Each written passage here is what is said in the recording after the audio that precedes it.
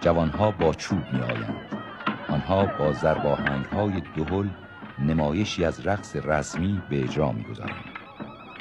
بازی‌ها و سرگرمی‌های رزمی در هر موقعیتی از زندگی اجتماعی ایلات شمال خراسان نشان می‌دهد که این قوم چه در دورانی که به این محل کوچانده شدند و چه در زادگاه اصلی خود میبایست که هر لحظه خود را برای مبارزه با مهاجمان آماده نگه می‌داشتند.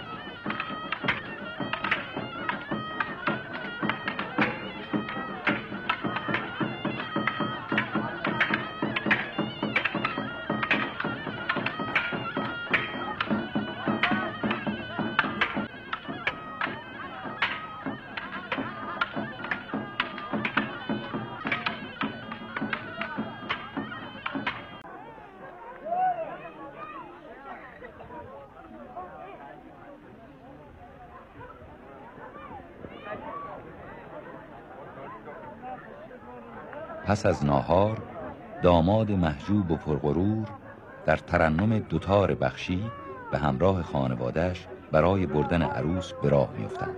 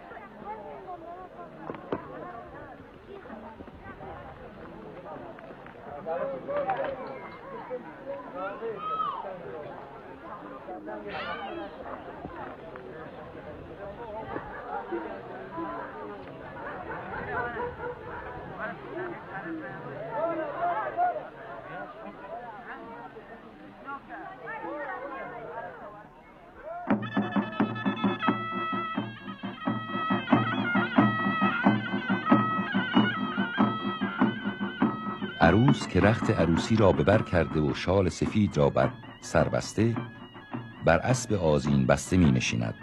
هلهله بر می خیزد. دود اسفند و کندر فضا را پر می کند. زنی شالی قرمز رنگ بر سر و روی دختر می افکند تا چشم غریبه و نامحرم بر او نیفتد.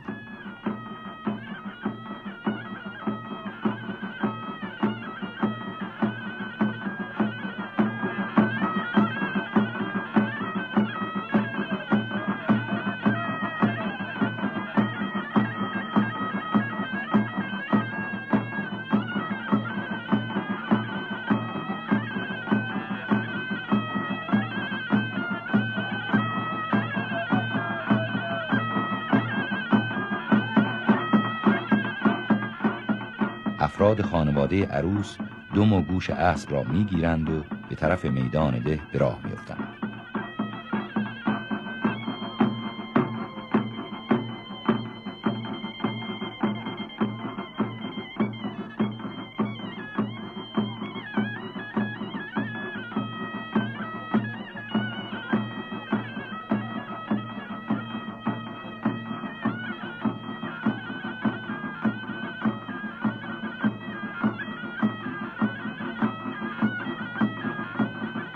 در میدان ده نمایش دیگری برپاست. داماد باید 3 تکه قند، انار و یا سیب را به طرف سر عروس بیاندازد. پسرهای جوان سیبها یا انارها را بر می دارند و به طرف داماد پرتاب می کنند. جزئیات این مراسم، انتخاب تعداد انار، پرتاب اولیه و حرکتهای بعدی یکی از زیباترین و نمادیترین آیین‌های ازدواج در ایران است.